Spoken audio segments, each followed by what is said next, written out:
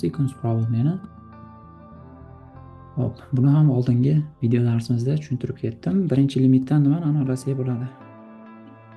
Sequence ana 5 n'dan boshlanishini bilib olsak bo'ladi. Ha, bu yerda eng katta o'suvchi funksiyonlar n kub, ya'ni mahrajda eng katta n kubdan ln dan ko'ra n kub tezroq o'sadi.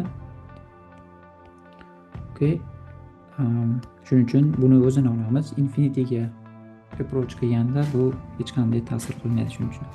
Demak, n kub bo'lgandan keyin buni ham darajasi approximately n kub bo'lishi kerak. Uning uchun an ni darajasi n bo'lishi kerak.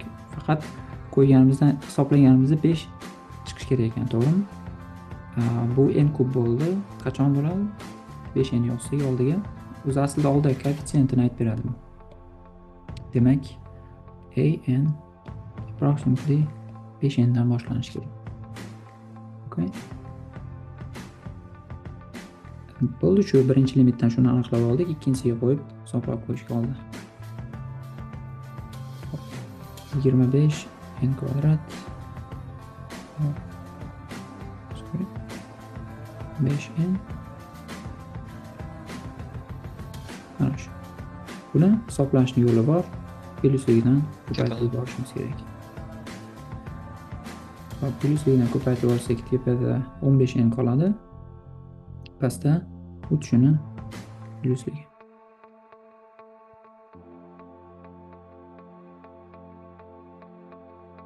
Okay. Approximation ishlatadigan bo'lsak, bu teng 15n. Bu nimadan chiqadi? Ildiz ostida 25n 5n. Necha bo'ladi? 3/2 mi? To'g'ri. Okay. Yo'qmi savollar? Tushunarli.